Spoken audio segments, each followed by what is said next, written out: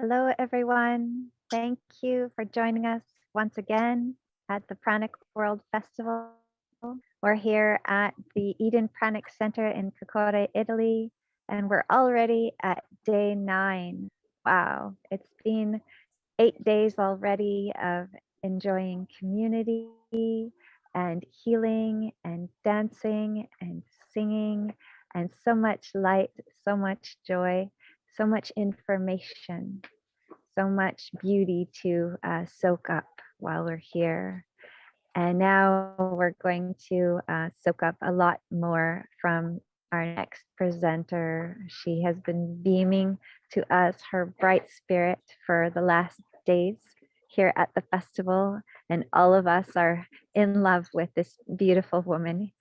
LUCE, she is going to present for us this morning and share her wisdom. Thank you, LUCE, for speaking slowly for the translators to translate for us. And for those of you who are wanting an alternate language, you click on the world symbol at the bottom of your screen and choose the language that you wish to listen in. So thank you, LUCE, for joining us. Welcome. Thank you. Thank you, everyone who is here and everyone who is connected now online. I'm very happy, super happy to be here this year too. I love this place so much, and this festival is so special. So it's every time it's a joy to be here. I came here the first time in 2017 to do my 21-day pranic process with Nothing Montfort. I stayed for the festival, and from the next year, I came here every time as a speaker at the festival. And this is something that gives me a lot of joy. And they asked me, what is that you like the most about this festival? It's you, because you are amazing. There are a lot of amazing people here. And every time I come, I find my old friends and I make new friends. And this is beautiful. So I had this imprint since I was born. There are many children who are actually telling that they don't need that much food, or they don't need dense food, they need higher vibrational food. Well, this is something I really that really touches me. And if there are anyone who works with children or with parents, please get in touch with me, because it's so important that this information reaches also parents, so that children can be supported in their life path, in their and they can be understood since they're born. I had this imprint, but then I was raised with a normal diet, a common diet, so I was eating basically any kind of food. And then, so this, just say this is the conditioning, the second chapter, conditioning. And then when later I start to become more conscious about my diet. Also, I started to meditate and to do energy healing. And so I together with this, I started to change my diet, but also to have become more aware, and also to, especially when I went really deep with meditation practice, to decondition the mind, and seeing all the mental aspects connected with the food and with the eating process, and that helped me a lot. And after that, this pranic consciousness started to reawake naturally, spontaneously inside of me. So I noticed that in a natural way, I was eating less lighter types of food. So, but to really go for it, I decided to do a 21-day process. It was very, very beautiful. I really loved it. And after the process, so my intention when I started the process was to, I had in my mind to become fully Breatharian and to drop food completely. Then I've seen later on that this was not my path. So after the process, I realized that taking some liquids was good for my body.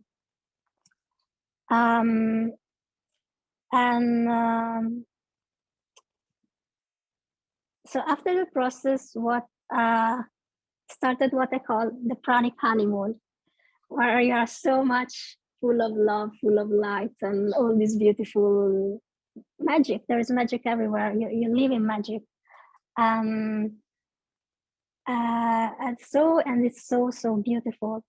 At the same time, there is a learning process happening because everything is new. New sensations, new experiences, changes. And it's like learning yourself again, learning how your body works, how your energy works. It's really, really different. So it takes some time to understand, to learn. And so during this time, I was staying like normally, my normal diet would be liquids, light liquids, like water with lemon, some juices, but not much. But sometimes I was still drawn to take some solid foods occasionally, or maybe when I was going to my hometown. And there it was more difficult to stay on liquids. So that was also a learning process. That was also a process of integration. Because when I had those moments where I was taking solid foods, it was still a choice. And it was, there was a purpose for doing that, to learn and to integrate some energies. And that was passing through food. But my normal like diet was with liquids. So I did several months of only light liquids. And then later on, when I was feeling okay, now I'm feeling much more stable with this, and I said, well, but when I if it happens that I try some solid food, then I feel my body is not. I wanted my body also to be able to accept food, not to feel so bad when I was taking some food. For this and also for some other reasons,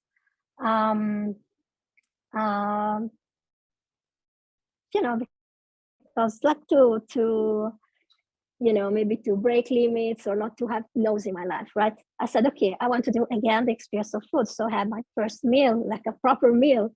And and I remember it was so fun. Also heavy for the body, but I was so determined, okay. And so, so I decided to have this, to start to experience food again for a limited time. After that, I went back more back to my normal liquids, but I was more open to take some solids occasionally. And it was, I felt this useful because I became more, let's say, more flexible, more open. So let's say that my path with this is not aiming to become fully Breatharian.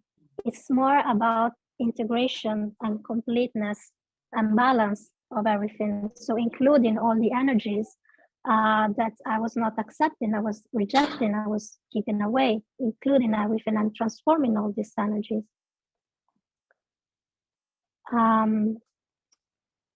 So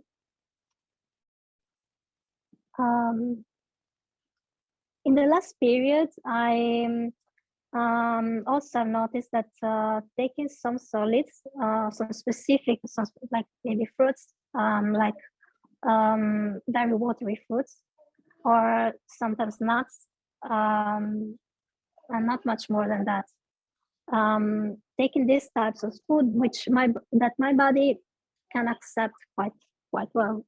Still, it's different, right? That drinking, but it's not doesn't have such a strong impact on the body and the mind.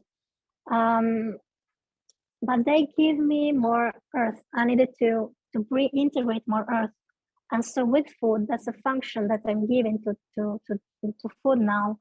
And this has helped me to be more, maybe more, because I was so much in space, right? So I needed to be more here,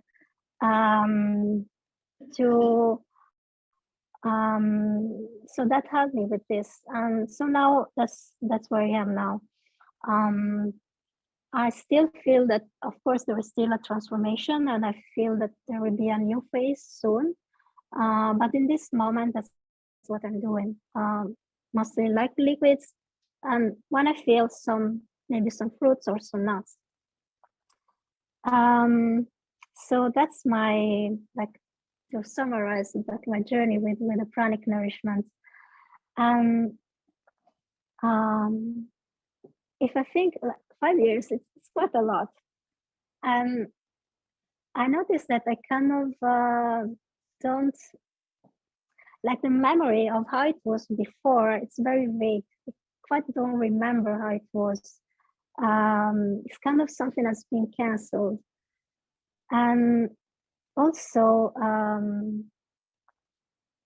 I cannot imagine a different way of doing, of nourishing myself, because that was really my path. And I think that with pranic nourishment, it's quite clear. If you feel it inside, it's your path. If you don't feel it, it's not your path. But still, it can be useful to find the right diet for you.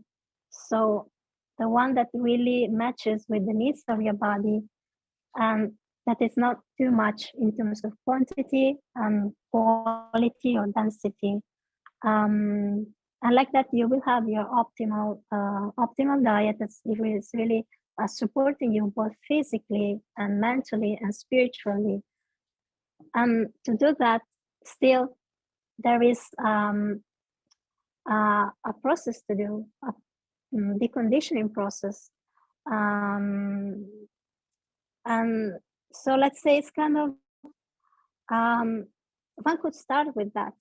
And then maybe, for example, if one is wanting to become Breatharian, one can start with this, find the diet that is matching your needs now.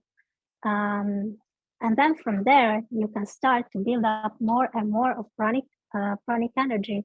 You can start to learn to access the energy. And then from there, you can grow and become more and more pranic and less depending on food. So I think it's enough for the moment, what I wanted to share with you. So I would open the space for questions. Okay, I just wanted to mention, can you repeat the question that you hear so those online know what the question is from the room? Thank you. Yeah, sure. Yeah, so she's asking about... You said like you took proper meal. What does it mean? What is proper meal for you? Okay, so she's asking about how my body handles solid food. So now I'm taking only the solid food that I can handle, which is very, very little, and only certain things. So basically fruits and nuts, still they are heavy, but sometimes they're useful for the purpose that I mentioned before. So that's why if I want some more dense food, that's the food I would go for. Yeah, I find it's better than other options. Cooked food, no. I can occasionally, if I really want, maybe for social reason or for some reason, I can take a bit, and I take as much as I know that it's not too much. Exactly, not too much. It's, of course I want to respect my body, and I know my limits, and I know, I know how much I can do if I want to. Yeah, so when I mentioned the meal, that was when I wanted to experience a meal, but I that's even when I was going for solids, I was not having meals. A meal, it has always been too much for me, so I never. There are Breatharians who sometimes maybe they go for meals. I mean, that's not for me.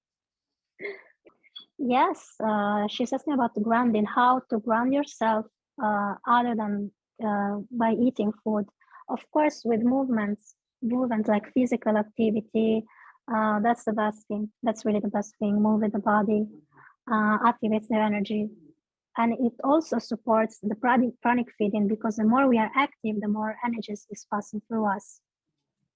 Yes, but still, for me, from my experience, I see that it's useful for me to, not to say, okay, I ground myself only with other means. I need to ground myself also to take this little amounts of food. It's kind of, I feel that it balances something, kind of adjusts some energies. So I accept it.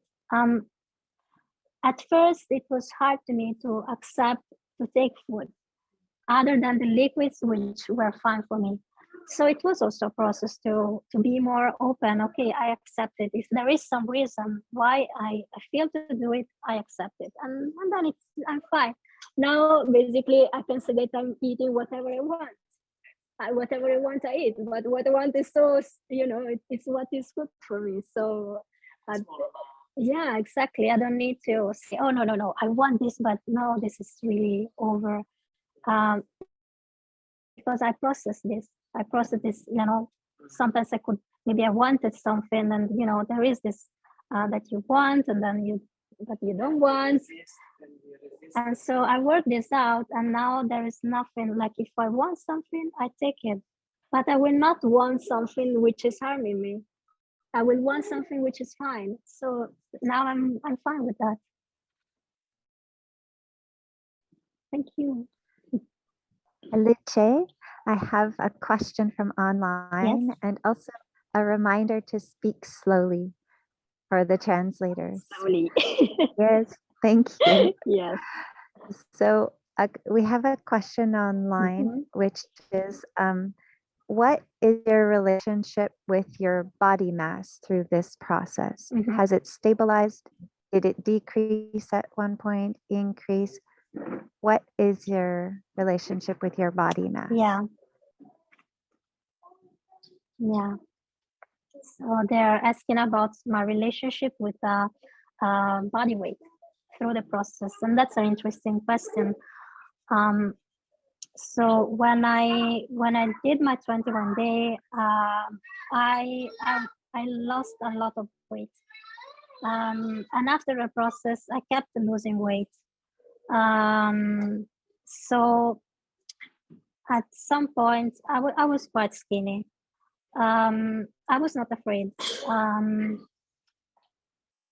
The thing with me is that with the shifts in weights that I went through during these 5 years, I was trusting. And I was not feeling this as a problem. Just something to be aware of and to understand. But there was no fear, no rejection. I was trusting that, okay, this is part of the process. If this is happening, there is a reason. Just continue, as I always do. Listen to myself, listen to the body, and then it will adjust. So I became very thin, and then like gradually, maybe with liquids I was taking, a little bit of food that I was taking occasionally, then I gained more weight, so to be in a good shape. And later, when I started to take more solid, my body became to grow a lot of, much more. So I became like the faster that I've been in my life, even before. When I was eating, when I was younger, then I had more weight than before. And then like also again gradually it stabilized. Like now I have more, I wait more than before the process, which is can be quite surprising, right? Because that's what I'm eating. So, but and now it's stable there. It's stable there, and I, I just feel it's okay. So, yeah, to me, it has been about trusting and be relaxed about the shifts. Yeah. There are also questions here from the audience, so maybe we can do one on one, maybe. Oh wow, maybe pick up one. So about how I dealt with the, let's say, in these 5 years, the different differences, the state of consciousness, the sensitivity, all the things that are opening up. So yes, there was, so let's say this first. After the process, I started to channel in a very, very clear way. And at first I was kind of rejecting this a bit, but then I say, okay, just, it's fine. Okay. So since then, this is something normal for me. And yes. Then, yes, for sure, increased sensitivity. Even before, of course, I was sensitive, was open, but still after process, more of this, more like intuition is more refined. So yes, so many new things happening. And at first, it was so much intense during the Pranic honeymoon. It was so intense. So well, I've dealt with that, just be, just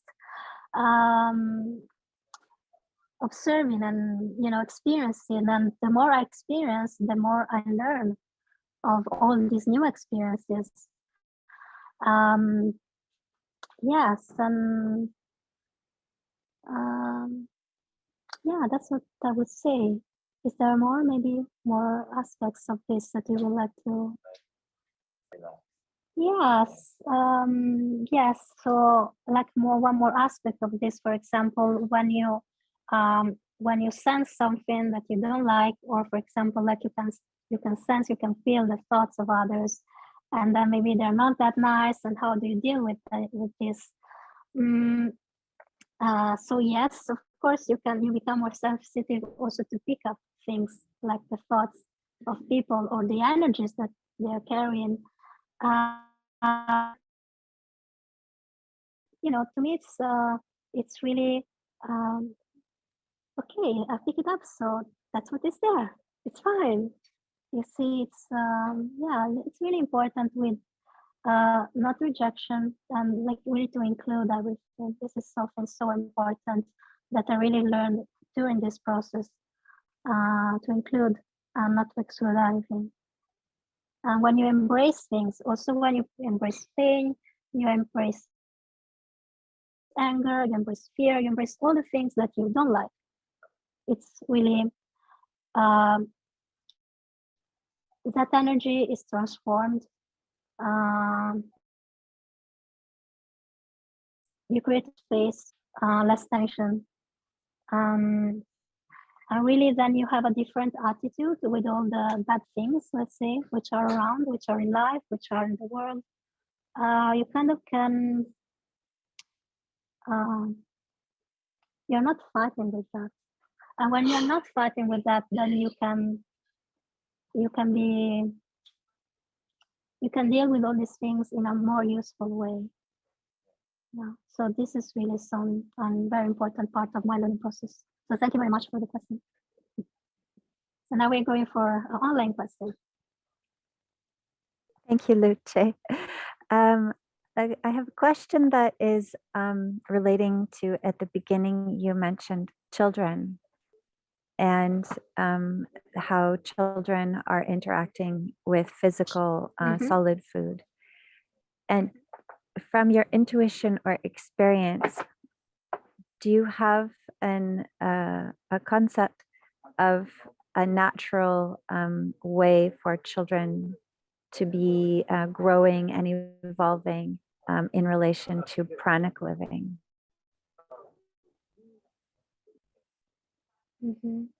Well, I don't know. I don't have direct experience of this. Oh yeah, the question is I repeat for the audience. It's about how children and what would be the food for a child to be raised also in this way or in the pranic direction. So I don't have direct experience with this. Like in general, I would say, okay, as adults, what is the best way of choosing our diet, listening to the body? The same thing with the child. Listen to the child, because the child is telling you, it's very clear what is telling you. So just listen to the child, because every child is different, like every adult is different. We are all different and we have different needs. So just learning to listen to the child and what is showing. That's a general thing I can say about this. Thank you. Any more questions here? Yes. So the question is about if I, like, in order to ground, I've used maybe some massage with oil, some aromatherapy. No, I haven't. I never thought about aromatherapy or essential oils for grounding, but for sure, like massaging the body with oil, like a very nice self massage is a very nice, very good for also for grounding, for creating a nice connection with yourself, with your physical body, and also for grounding. So yeah, that's another way. Question online? Liche, this question seems to be a common question.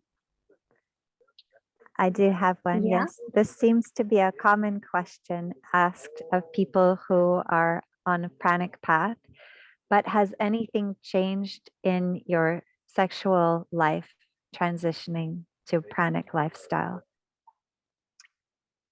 Yes, I was expecting this. So this question is about if there were any change in a sexual life with the pranic living. I went through an important shifts with my sexual life, but this is not directly connected with the pranic living. So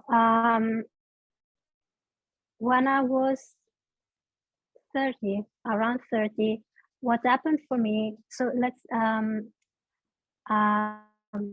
is that I felt that all this desire for sexuality or even romantic relationship was fading away, and I was just witnessing the process because it happened by itself. And so for 7 years I was asexual, no desire, no interest, and it felt very good for me. I was really at peace with that and totally fine. But then at the end of these 7 years, I felt that, so at that point, so this change, this shift happened before me becoming pranic, and it stayed while me being pranic in the same way, no changes. But then, like in the last year about, I felt that my sexual energy was starting to activate again, and I was starting to reopen again to this field of experience. And so until the point where I met a man, and then I, like, say that the 7 years of celibacy, they ended very happily, and so now I'm again experiencing sexuality. So this is, I would say, this is for sure. This is it is not, for me, it does not be connected with the pranic living. So other questions here? Yes. Okay, so the question is about channeling. So exactly what am I channeling? How do I do this? So everything's spontaneous. With channeling and with all other, let's say, special experiences opening up, my attitude is never to look for them or to try to make something happen. When it comes, and when it's not there, it's not there. I don't try to make things happen. So with channeling as well, it's to me, no, I don't connect with any specific being, let's say. So like the main thing for me when I speak about channeling, it's like connecting at another higher level. So for sure, I can channel from my higher self, and so this is one form.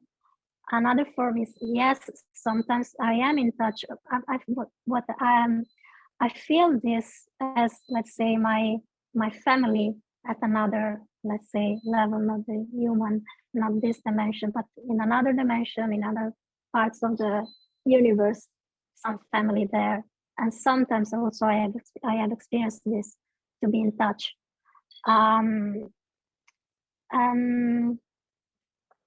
And it's always very, it always comes with very beautiful energy of the heart, of care, of love, of wisdom. And it was always messages for myself. It's like I'm talking to myself. And actually, that's how it is. Like for me, it's like connecting different levels of myself in this state, and communicating from one level to another. So that some information can really be enter in all parts of me, and that can be more aligned in one direction. So usually it's about some personal processes that I'm living, or some intuition about my future path, things like that. And later, I've learned the tool of Akashic Records. Actually, when I did that course, I felt, well, but that's where I'm going all the time. It was very, automatic for me to be there, because that's where I'm at all the time, right? But this was useful for me, because after this, I started also to channel for others. Before, it was just for myself. And after this, I said, okay, let's be open to channel for others as well. And I connect with the same level. Even when I'm channeling for others, that's a place where I go. So let's say the light plane, the level of the soul, of the guides, the higher self, a field of information.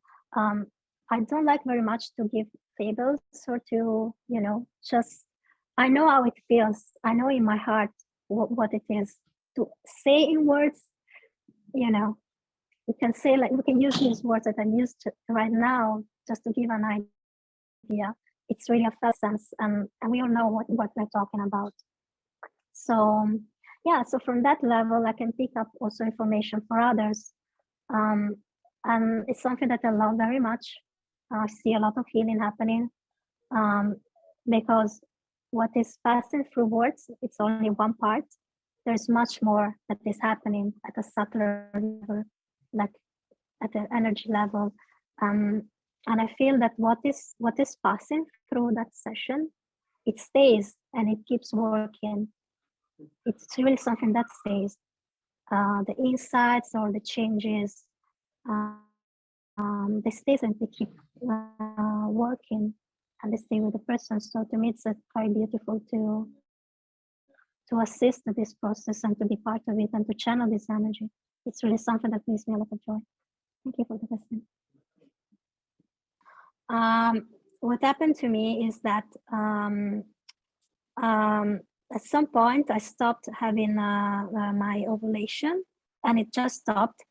And that was simply my body aligning with my choice and my feeling at that time, which was not to, I was asexual at that time.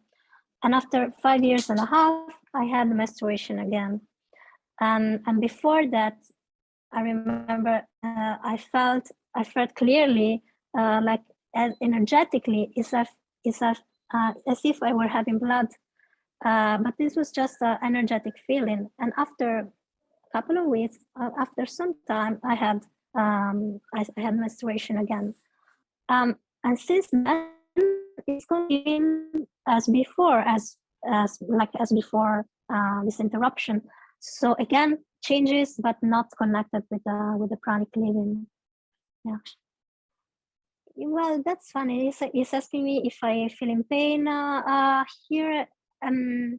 Changes again. Now, for example, I'm having pain usually the first day. So like more than before. Again, I just accept with all these changes with the physical body, I just accept, and I don't like make an issue of things. So there is some pain. Okay, I know the first day there is some pain. It's not a problem. So yeah. Is there a question, online question? Thank you, Luce. If there is another question from the room, please go ahead. We'll have one last question. Okay, so the question is, how was my emotional process like during this changes, shift to pranic nourishment?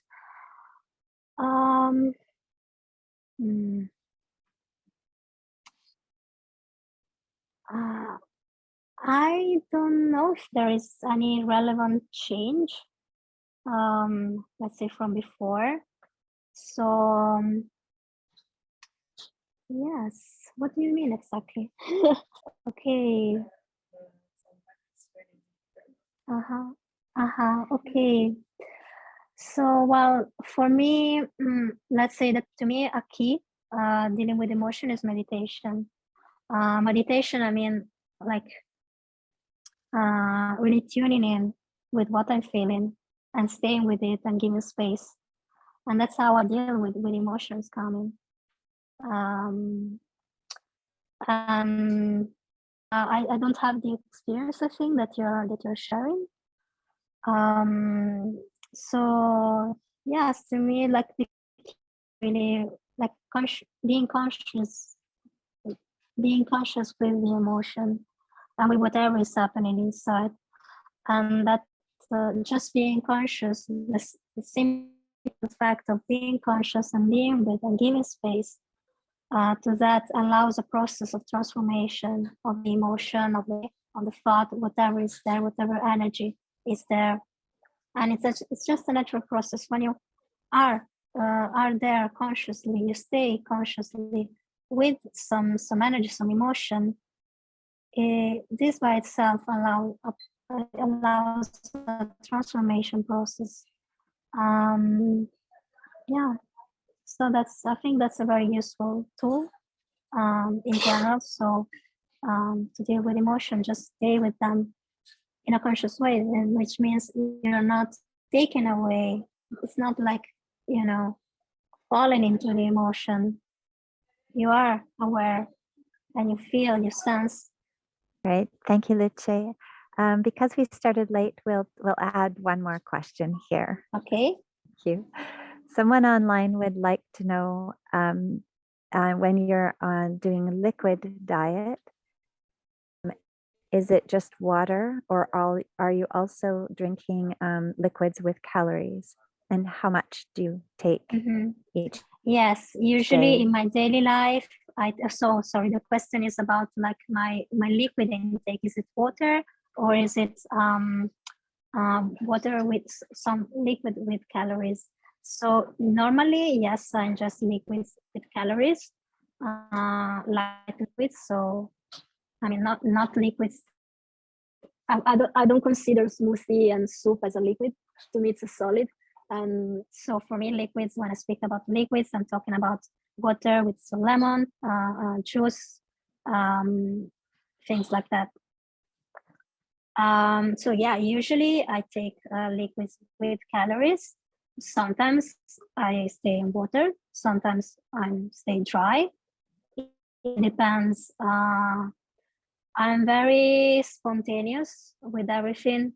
Also with this, I don't say, oh, today, that day I will stay dry, that day I will stay on water, that day I will do this. No, I just follow my, I connect with myself.